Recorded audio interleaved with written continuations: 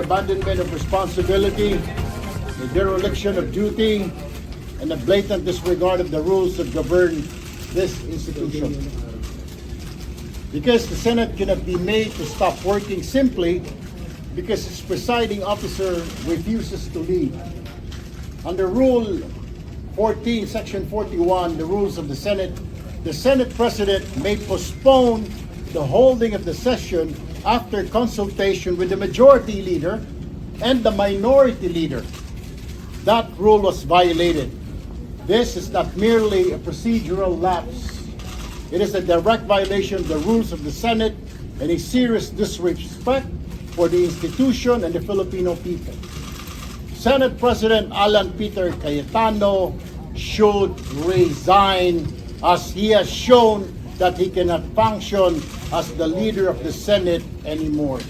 Thank you. That is our joint statement of the SB 11, the minority. That was Sir, nag-attempt po ba kayo na kontakin si SP? Or kahit sino sa majority? Secretary, yes. So sir, ano expectation tomorrow? Magkakaroon pa ba ng session or wala na? We'll be here because that's our duty. And we appeal to all our colleagues. They should attend session. It is their duty. Binabayaran tayo ng taong bayan para magtrabaho, para mag-legislate. Hindi para mag-absent lamang. at magbulakbol. Sir, nakikita na Last session agenda. day na bukas. Paano po tomorrow, last session day na po? Every day, ang Senate gumagastos ng 25 million sa kuryente, sa utilities, sa sweldo, pero walang session nangyari. Walang patas na na-approve, walang resolution na-approve, pati mga confirmation ng mga military personnel natin hindi na confirm. Sayang ang bayad ng taong bayan. So sir, kung may At violation lahat sa ito dahil lamang sa isa sa mga kasamahan nila ay nakakulong o dinampot ng PNP kahapon. Sir, parliamentary tool daw to, sabi ni SP Cayetano, para matuloy yung Blue Ribbon Committee hearing on Thursday at para hindi daw po maaga yung ibang committee na chairmanship, sabi po sa live niya kanina. Abuse po yan ang sinasabi niyang parliamentary rules ng Senado. Hindi po namin hinahadlangan magpatuloy ang anumang pagdinig ng komite basta nasa tamang paraan din. Mabuti binawi nila yung subcommittee. And the numbers will always speak for themselves.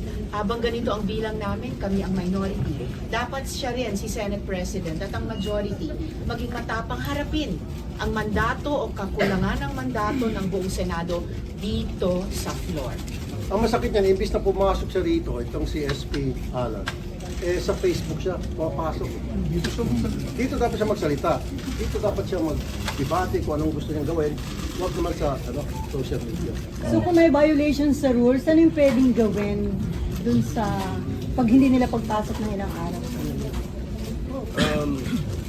We will be tackling that hopefully by tomorrow. Dahil again, the rule and the rule says and the Constitution says that we should meet at 3 p.m. Monday, Tuesday, Wednesdays, as a matter of fact, even Thursday should be a working day also in Quezon City. And the mere fact na walang consultation, We'll cross sir. the bridge when we get there. We'll see. At hinihiling po namin sa mga kasama namin na nagmamahal pa po sa Senado at nais magtrabaho para sa taong bayan. Pumasok po bukas, magkita-kita tayo dito, pwedeng pagdebatihan kahit anong bagay, pwede pong pag-usapan kahit anong bagay. Dito po kami magdiskusyonan. Dahil nandito po tayo para magtrabaho. Hinihikayat po namin lahat ng kasama namin na nagmamahal pa dito po sa Senado, pumasok tayo bukas, magtrabaho tayo para sa taong bayan. At hinahamon ko si Alan Peter Cayetano, kung matapang ka, pumunta ka rito bukas, otherwise duwag ka. Sir, if we will still not show up tomorrow, mag-a-adjourn without settling anything? Tingnan natin. Tingnan natin. That's why we're appealing to our colleagues, sa mga kasama natin. Nagampanan natin yung ating trabaho kasi binabayaran tayo ng taong bayan. Kakahiya ito. At bawat araw na hindi natutuloy ang session, hindi napapatupad yung batas, hindi na-implement yung mga dapat namin patupad, yung gaya kanina, yung may mga taong pumunta dito para i-confirm, hindi nako-confirm. Sayang ang panahon. Paano sir, sa Blue Ribbon sa Thursday? Paano po yung Blue Ribbon? Tuloy, wala naman tayo pinipigil na Hindi po namin hearings. inahadlagan yung Blue Wala. Ribbon. Ituloy po nila yung Blue Ribbon. Figment of their imagination lang ang ginagawa nila. Wala naman kaming ginagawang hadlang sa proseso ng Senado at mga agenda ng Senado, wala. Yung sinasabing Senate independence, ako'y naniniwala, this is actually sa dami na nilalabag ng rules ng Senado. It's actually impunity masquerading as assertion of the Senate as an independent institution. Impunity ito. Sunod-sunod ang paglabag. Mula nung May 11, mula nung pagbubuo ng mga komite, mula nung kami nag-walk out dahil nga hindi kinikilala o dinidisregard, binabaliwala ang ating rules. At hanggang ngayon, hanggang kanina, hanggang kahapon, binabaliwala ang ating rules. Hindi ito tama. Kaya kami sa SB 11 ay tutol dito dahil impunity ito, hindi ito Senate independence. Sir, if it is impunity, sir, what are the measures to hold them accountable? Okay, ganito na lang, no? We appeal to the rest of the members of the majority bloc. Huwag din si Senate President kasi we appeal to their sense of duty, of their responsibility. Kasi mukhang untenable na si SP kasi siya yung nagsasabi sa mga kasama namin na huwag mag-attend ng session. So we now appeal to the rest of the members of the majority bloc. We appeal to their sense of duty na sana mag-attend sila ng session bukas. Sir, pwede ba mag-session kung wala si SP Alan? Well, under the rules, pag wala yung SP, pwede mag-preside ang pro temp. Pag wala yung SP and pro temp, pwede mag-preside ang majority leader. Pag wala yung tatlo, pwede mag-preside any of the two deputy majority leaders. So kung Or papasok any Senator other member Lauren, pwede designated mag-session by the po. Senate Now. President. Yeah. Sir, you have information na talagang utos po ni SK Cayetano na wag Yun ang nirelease sa amin ng secretariat. Tsaka nag-live na naman siya sa Facebook kanina para sabihin in effect yun. At maling-mali pa yung sinabi niya kahapon na let the Senate go quiet. Ang Senado ay dapat boses ng mamamayan. Bakit niya bubusalan? Kung bubusalan niya at hindi niya bibigyang daan yung boses ng Senado alang-alang sa mamamayan, talagang hindi na siya karapat-dapat mamuno dito. Meron na po ba sa mga majority? Ganito, no? At what price? Ang pinoprotektahan lang yung Senate presidency, power, position. Kaya nag-a-appeal kami sa isa pang kasamahan namin sa majority bloc. Ano bang price para sa inyo? Sa tingin namin wala eh. Tingin namin nakikisama lang sila kay Senate President Cayetano. Ako naniniwala, hindi naman lahat sa majority ay mga loko-loko. No? Meron pa rin sa kanila mamabait. So I appeal to those members of the majority na meron pang katinuan sa pag-iisip, pumasok naman kayo. Meron na po. May pag-alok po ba kay San Jingo Estrada na umanib kapalit pang basura raw po ng kaso sa kanya? Walang ganun. Figment of their imagination. Yung pakikipag-usap sa isang kasama namin, let's say member ng majority, kinakausap ng minority, o yung minority kinakausap ng majority, normal yun. In any parliament, normal yun. Pero yung para sabihin na Walang pananakot. hindi ka Walang namin pressure. pakukulong. We don't have that power. We have no power over the ombudsman. What happened is the rule of law. What can we do? Sir, are you also appealing to the majority na lumipat sa invite kasi Yes. sa minority? Why not? Sino-sino Why po not? kaya? That's Meron na po ba sa kanila na pwedeng Wala naman si Alan Peter. siya na lang? Lahat, kita namin, sumanib kayo sa amin. Pero si Alan Peter, steady ka lang dyan. Meron na po ba sa majority ang nagsabi na hindi rin nila gusto itong ginagawa na pagbo-boycott sa plenary session? Meron, marami. Alam ko marami nalulungkot sa kanila. Marami nagte-text sa akin na gusto talaga nila magtrabaho, hindi nila maintindihan bakit nagkaganito. For the first time in my 14 years in this institution nangyari ito, na hindi po tinawag ang session dahil ayaw ng presiding officer. Never has it happened in my time here in the Senate, and I'm sure the longest serving is Tito Senator Sen. Kiko, Senator Tito Sen. SP Soto. Ay hindi po nangyayari pa yan nangyari dito sa atin. So talagang this is unprecedented, and I think it is really a dereliction of duty and a abandonment of his post as the leader of this institution. Kanina pala, humingi pala kami ng paumanhin dahil kanina yung dalawang third reading sana nandyan ulit. And I told them, I apologize to them, I apologize to the Filipino people on behalf of the Senate that this is going the way it is. Apat dun sa 8 naka-agenda today, dapat 2 agri-bills na makikinabang sana ang ating mga magsasaka at mangingisda at yung citizenship bills. Lahat hindi na-actionan dahil dito sa abandonment of responsibility. Plus dalawang health pati yung bills, bill health ni Senator Risa. Magna Carta of Barangay Health Workers at saka Anti-Hospital Detention Bill. Anti-hospital Nasa detention. amendments na. Hindi nila bigyang daan ang sesyon para makumpleto yan para sa ating Sa lahat, kababayan. sabihin na lang natin tulong kay Ma'am Risa, sa lahat ng nasa ospital na yon na mga mahihirap natin mamamayan na hino-hostage ng ospital dahil hindi makabayad, kasalanan ni Alan Cayetano yan dahil ipapasa na sana namin ang batas na yan na pagbabawal yung paggagawa ng ganyan, na i-hostage yung pasyente. Thank you. Hindi natin na ipasa.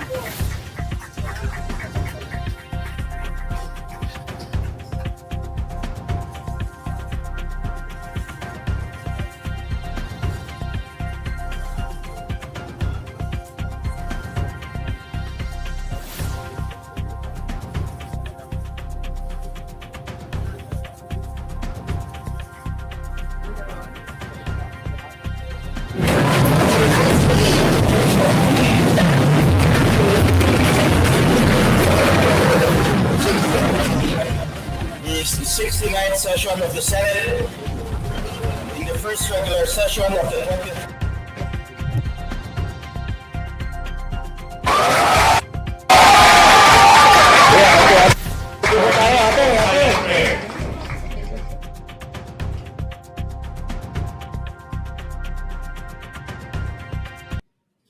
Amen. The Secretary will call the roll. Perfect. The Deputy Let it Secretary. be put on record that the Secretary refused to call the roll. Let the Deputy Secretary for Legislation to call the roll. Roll call of members. The Honorable Senators Aquino, Cayetano Pia, De La Rosa, Ejercito, Escudero, Estrada, Gatchalian, Go, Hontiveros, Lacson, Lapid, Legarda, Marcoleta, Marcos, Padilla, Pangilinan, Soto, Tulfo Erwin, Tulfo Rafi, Villanueva, Villar Camille, Villar Mark, Zubiri, Senate President Cayetano Alan. With 12 senators present, the chair declares a quorum. Mr. Presiding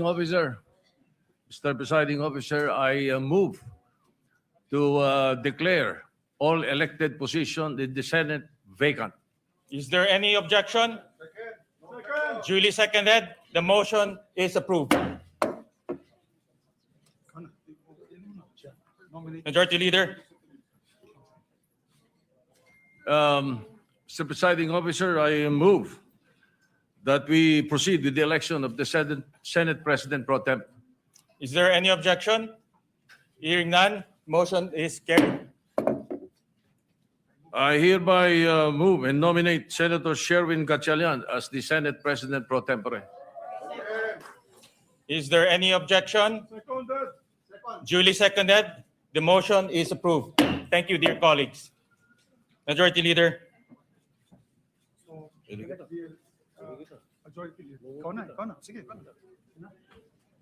Mr. Presiding Officer, I move that we elect Senator Juan Miguel Subiri as Chairman of the Committee on Rules. Is there any objection? Duly seconded. The motion is approved. Thank you very much, my dear colleagues. My dear colleagues, I move that we proceed with the oath-taking of the Senate President pro tempore. I so move. And we will ask Senator Soto, the most senior member of this chamber, to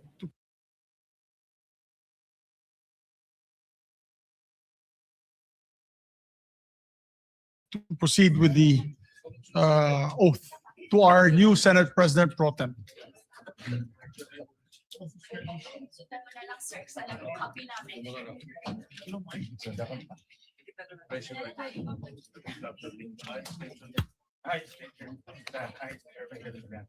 Having been elected to this position of Senate President pro tempore, I hereby solemnly swear that I will well and faithfully discharge to the best of my ability the duties of my present position and of all others I may hereafter hold under the Republic of the Philippines, that I will support and defend the Constitution of the Philippines, that I will obey the laws, legal orders, and decrees promulgated by the duly constituted authorities, and maintain true faith and allegiance to the Republic of the Philippines, and that I impose this obligation upon myself voluntarily without mental reservation or purpose of evasion. So help me God. Thank you, sir. Thank you. Congratulations, Thank Mr. you. Senate President pro tempore. Majority Leader. Mr. President, I move that we proceed with the election of the Senate Secretary. Is there any objection? Hearing none, motion's approved. Mr. President, I move to nominate and elect Secretary Ray Bantug Jr. to the position of Senate Secretary. There being no other nominations present. Is there any objection? Duly seconded. The motion is approved. Mr. President, I'd like to also move to proceed with the election of the Senate Sergeant at Arms. Is there any objection? Hearing none, motion is carried. Mr. President, I move to nominate and elect Police Major General Alfredo Soto Corpus to the position of Sergeant at Arms, there being no other nomination. Is there any objection? Hearing none, motion is carried. Mr. President, I move that we give their oaths of office together.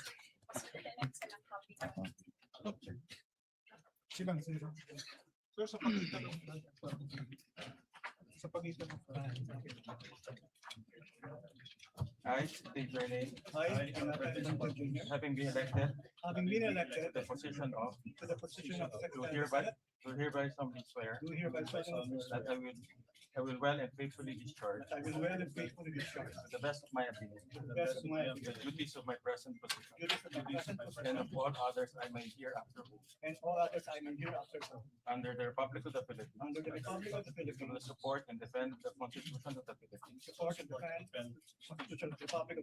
that I will obey the laws, legal orders, and decrees promulgated by the duly constituted authority and maintain true faith and allegiance to the Republic of the Philippines and that I impose this obligation upon myself voluntarily without mental reservation or purpose of evasion. So help me God. Congratulations, gentlemen. Congratulations to the new Sergeant at Arms and to the new Secretary, our comebacking Secretary of the Senate. Mr. President, I move to elect the following senators as chairpersons of the following committees. Senator J.V. Ejercito, Chairman of the Committee of Finance. Senator Tito Soto, Chairman of the Committee on National Defense. Chairman Panfilo Ping Lacson, Chairman of the Committee on Public Order and Committee on Accounts. Chairman Erwin Tulfo, the Committee on Accountability of Public Officers and Investigations and Social Welfare and Rural Development. Chairman Senator Raffy Tulfo to the Committee on Public Services. Chairman Bam Aquino to the Committee on Basic Education. Senator Kiko Pangilinan, Chairman of the Committee on Agriculture. Senator Risa Ontiveros, Chairman of the Committee on Health. Senator Lito Lapid as Chairman of the Committee on Games and Amusements. Senator Chis Escudero to retain his Committee on Housing. And yours truly, Senator Zubiri, as Chairman of the Committee on Foreign Relations. Is there any objection? Hearing none, the motion of the majority leader is hereby approved. Mr. President, I move to consider PS Resolution number 432. This is the resolution amending Rule 2 of the Rules of Procedure on Impeachment Trials to provide for the election of a presiding officer in all cases not involving the President of the Philippines. I so move, Mr. President. Is there any objection? Hearing none, the motion is approved. I move to adopt PS Resolution number 432. I so move, Mr. President. Is there any objection? Hearing none, the motion is approved. Mr. President, may we ask the Secretary to read the title of the measure for clarity. The election of a presiding officer in all cases not involving the President of the Philippines. Thank you, Mr. President. Mr. President, I also move to consider proposed Senate Concurrent Resolution number 10. The Secretary is directed to read only the title of the resolution without prejudice of inserting the full text thereof. Concurrent resolution providing for the adjournment sine die of the first regular session of the 20th Congress of the Philippines not later than 12 o'clock midnight today, June 3, 2026. Mr. President, I move to adopt Senate Concurrent Resolution number 10. Is there any objection? Hearing none, motion is carried. Mr. President, in conformity with the Senate Concurrent Resolution that we have just adopted, I move that the Committee on the Senate provided therein be composed of Senators J.V. Ejercito, Francis Pangilinan, and Raffy Tulfo. I so move, Mr. President. Is there any objection? The chair hears none. The motion is approved. Senators J.V. Ejercito, Francis Pangilinan, Raffy Tulfo, and shall compose the Committee of the Senate to inform the President of the Republic of the Philippines that the first regular session of the 20th Congress is ready to adjourn sine die. Thank you very much, Mr. President. And just for clarity, the PS resolution we earlier approved is 430. The number is 430. 430? 430. Mr. President, before we adjourn, the chair would like to state for the Mr. record President, why Majority we Leader, compelled before we today. adjourn, Yes. allow me to give a few remarks. Before we adjourn, ladies and gentlemen, the chair would like to state for the record that we are compelled to call the session to order today. After the Senate adjourned on May 26, 2026, session was scheduled to resume on Monday, June 1, 2026, and on Tuesday, June 2, 2026. But the former Senate President failed to appear in both instances. Further, Article 6, Section 16(5) of the Constitution provides that neither House shall, during sessions of Congress, adjourn for more than 3 days without the consent of the other House. The Senate has been adjourned and unable to resume session for the past 2 days, placing us on the brink of constitutional violation had we not convened today. Thus, in the absence of a duly consulted postponement and the continued absence of the former Senate President pro tempore, and members of the majority, we are compelled to call the session to order. The quorum of 12 is based on majority of 22 senators, over whom jurisdiction can be obtained by the Senate. This is in full accord with the ruling of the court in Avellino versus Cuenco, that an absolute majority of 12 out of the 23 members can constitute a constitutional majority of the Senate for quorum purposes. And with precedent, specifically the May 5, 2015 session, where the quorum was based on 17 available senators, with 7 others beyond the Senate's coercive jurisdiction. Thank you. Thank you very much for the clarity, Mr. President. Mr. President, let the record reflect that the chair, a Senate President pro tempore, shall serve as acting president pursuant to Rule 5. Yes. Presiding officer of the Senate pursuant to Rule 5, Section 4C and 5 of the Rules of the Senate. Yes. Pursuant to our rules, the wording is actually acting president, Mr. President, on our rules. Just for the record, Mr. President. Is there any objection? Hearing none, the motion is approved. Mr. President, I move that the President of the Republic of the Philippines and the House of Representatives be informed of the election of Senate President pro tempore and acting Senate President Sherwin Gatchalian. I so move, Mr. President. Is there any objection? Hearing none, the motion of the majority leader is hereby approved. Mr. President, I move that the first regular session of the 20th Congress of the Philippines on the part of the Senate be adjourned sine die. Is there any objection? The chair hears none. The motion is approved. The first regular session of the 20th Congress of the Philippines on the part of the Senate is adjourned sine die.